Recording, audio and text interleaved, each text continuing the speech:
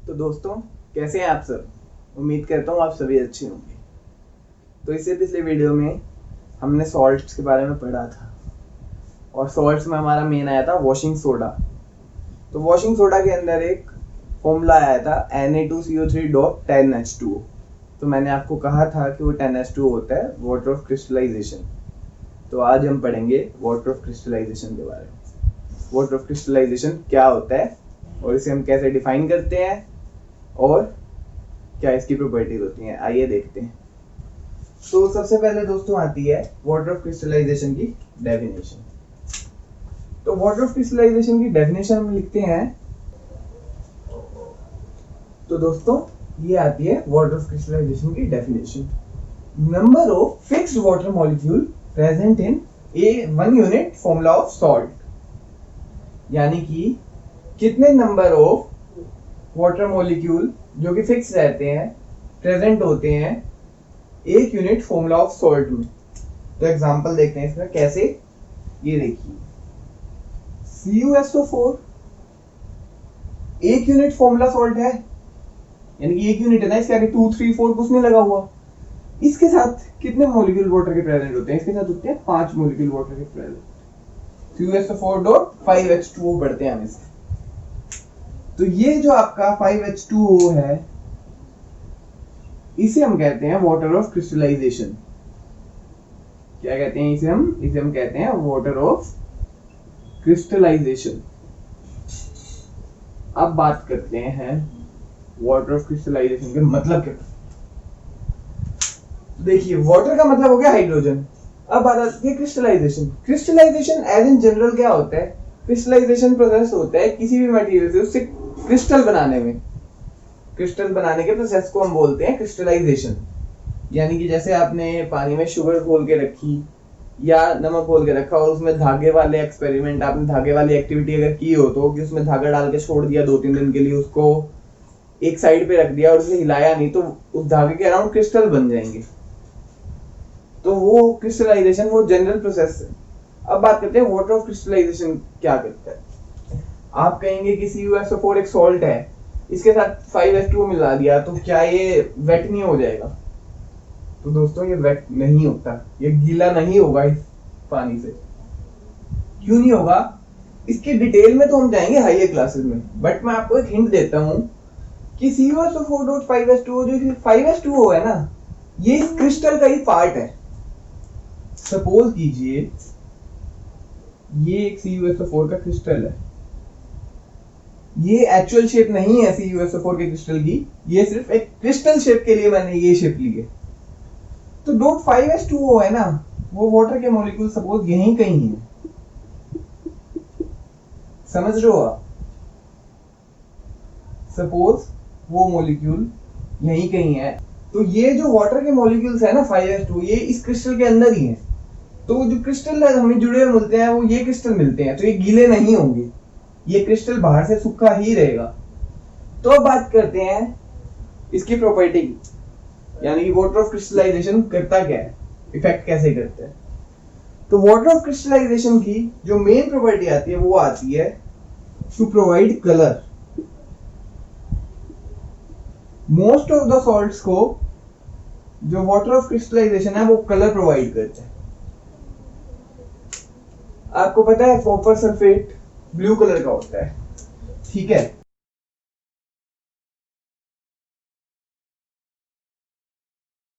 ये blue colour का होता है। अगर हम इसे हीट कर दें, कॉपर सल्फेट को अगर हम हीट कर दें, यानी कि उसका पानी उड़ा दें, तो वो व्हाइट रह जाएगा।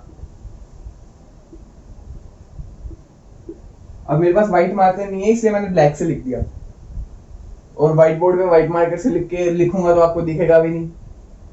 तो CuSO4 को जब हम हीट कर देंगे तो इसका कलर चेंज होकर व्हाइट हो जाएगा। और इस व्हाइट CuSO4 में अब यहां से पानी हट गया ना, सिर्फ .5H2O हट गया, सिर्फ CuSO4 रह गया। अगर हमने इसमें वाटर डाल दिया, हमने इसमें कुछ ड्रॉप्स वाटर के डाल दी, तो ये वापस से ब्लू हो जाएगा।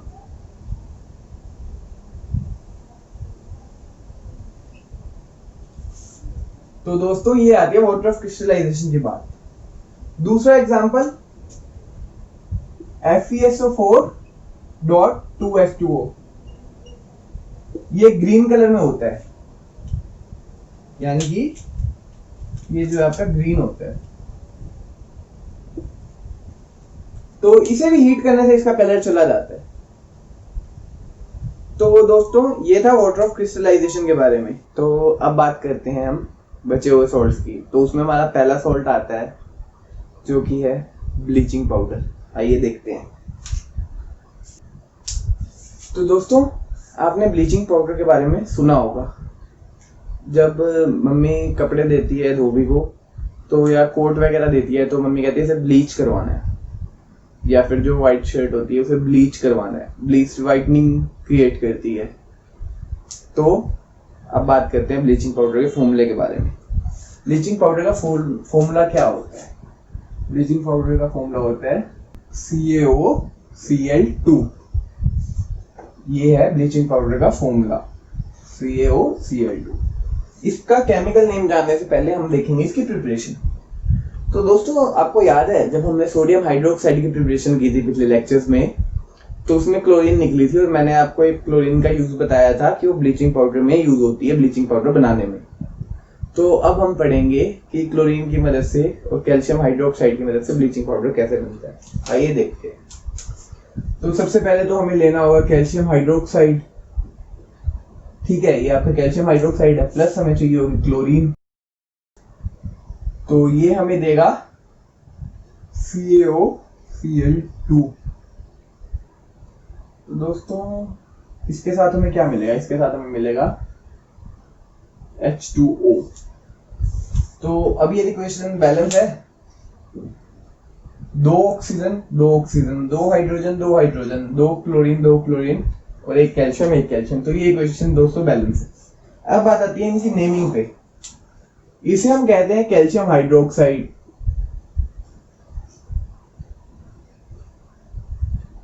इसे हम कहते हैं क्लोरीन। अब बात आती है इस पे ब्लीचिंग पाउडर के केमिकल नेम पे। इसको हम कहते हैं कैल्शियम ऑक्सी क्लोराइड। ऑक्सी यहाँ ऑक्सीजन के लिए यूज हो रहा है और H2O तो आपको पता ही है वाटर होता है।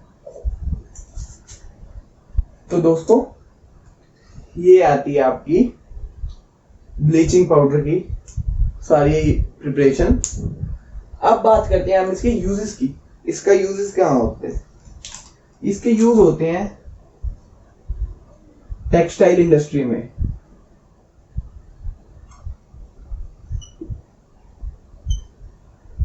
और इसके यूज कहाँ होते हैं?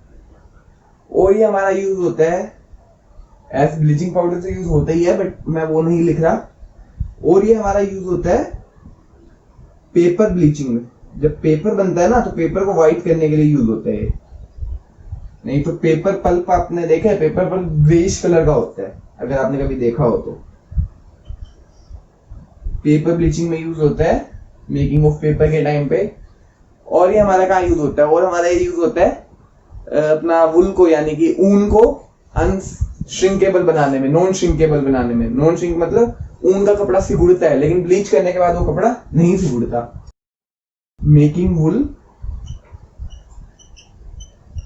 अनश्रिंकेबल।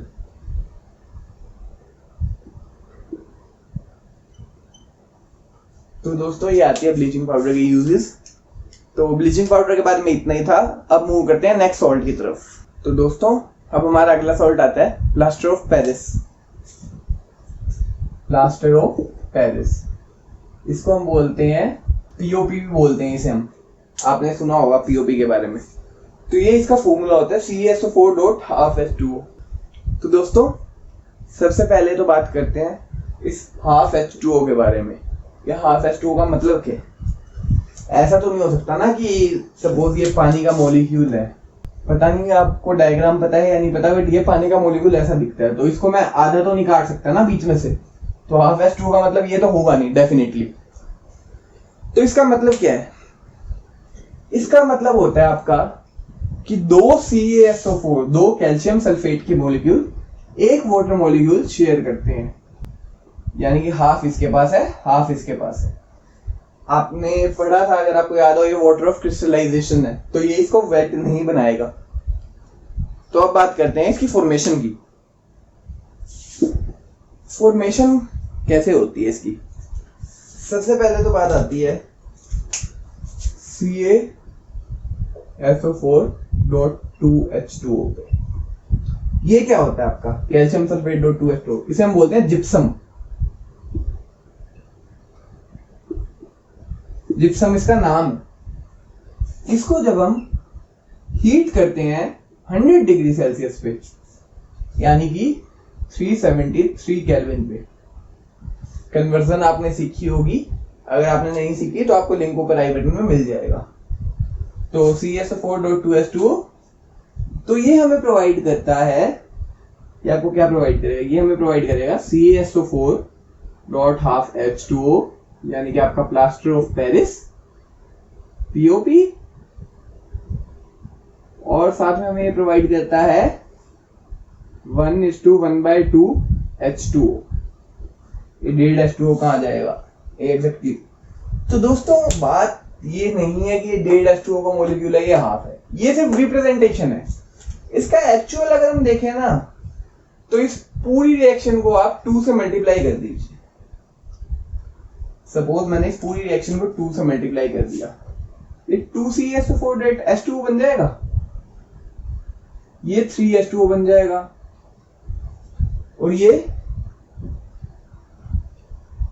2CaSO4.4H2O बन जाएगा। ये गलत नहीं है, बट मैंने आपको याद है बैलेंसिंग में मैंने आपको बताया था कि हम इसे मिनिमम टू मिनिमम लेके बैलेंस करने की कोशिश करते हैं, बट इससे आपको ना कंफ्यूजन नहीं क्रिएट होगी। तो पेपर में आप पहले वाली रिएक्शन ही लिखेंगे मिनिमम से मिनिमम बैलेंस करने के लिए, बट ये रिएक्शन गलत नहीं है, इससे आपको कंफ्यूजन नहीं क्रिएट होगी कि हाफ मॉलिक्यूल कैसे है, एक मॉलिक्यूल कैसे है। अब इनमें सब में पूरे पूरे मॉलिक्यूल लिए हैं हमने। तो अब बात करते हैं दोस्तों इनके यूजेस की। यूजेस से पहले मैं इनकी रिएक्शन पहले वापस वैसे लिख देता हूं ताकि आप गलत ना लिख दो पेपर में। तो ये हमारा था CaSO4.2H2O, ये हमें प्रोवाइड करता था हाफ H2O, और ये हमें देता था 1:1/2 H2O। तो दोस्तों ये और ये आपका प्लास्टर ऑफ पेरिस। अब यूजेस की बात करते हैं। यूजेस से पहले हम इसकी बात करेंगे प्रॉपर्टीज की। प्रॉपर्टीज क्या होती है? अगर मैं इस रिएक्शन को ऐसे लिख दूं तो दोस्तों ये चीज बिल्कुल करेक्ट है, ये एक रिवर्सिबल रिएक्शन है। जैसे ही आप POP में पानी डालेंगे वो जिप्सम बन जाएगा। जिप्सम आपको पता है एक हार्ड सब्सटेंस होता है, बहुत ही ज्यादा हार्ड सब्सटेंस होता है, तो ये जिप्सम बन जाएगा। अब बात करते हैं कि इसको POP क्यों कहते हैं। POP से ज्यादा कोई इसका लॉजिक नहीं है। POP की फुल फॉर्म आपको पता है प्लास्टर ऑफ पेरिस होती है। तो जिप्सम जो था ना, जो आपको जिप्सम मिला था, वो मेनली उस टाइम पे पेरिस में पाया जाता था, इसलिए हम इसे प्लास्टर ऑफ पेरिस कहने लगे।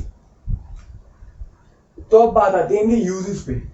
सबसे मेन यूज जो आता है इसका, प्लास्टर आपको पता है क्या होता है? जो जब आपकी हड्डी वड्डी टूट जाती है तो आप PGI में जाते हो, मेडिकल में जाते हो, तो डॉक्टर प्लास्टर कर देते हैं, तो वो यही प्लास्टर होता है, POP ही होता है, तो मेडिक्स में यूज होता है ये। सेकंड आता है आपका डेकोरेशन। घर में POP की डेकोरेशन होती है, ठीक है। थर्ड आता है आपका मॉडल। साइंस मॉडल्स में भी तो यूज होता है। आपने बेकिंग सोडा वोल्केनो देखा होगा, वो भी POP की मदद से बनाया जाता है। और भी इसके कई यूजेस हैं, बट अभी हम इतना ही पढ़ेंगे। तो दोस्तों यहाँ आपका फैमिली ऑफ सॉल्ट्स खत्म होता है, और इसी के साथ आपका ये चैप्टर भी खत्म होता है। अगर ये वीडियो अच्छी लगी तो वीडियो को लाइक करना और चैनल को सब्सक्राइब करना मत भूलिएगा। मिलते हैं नेक्स्ट वीडियो में।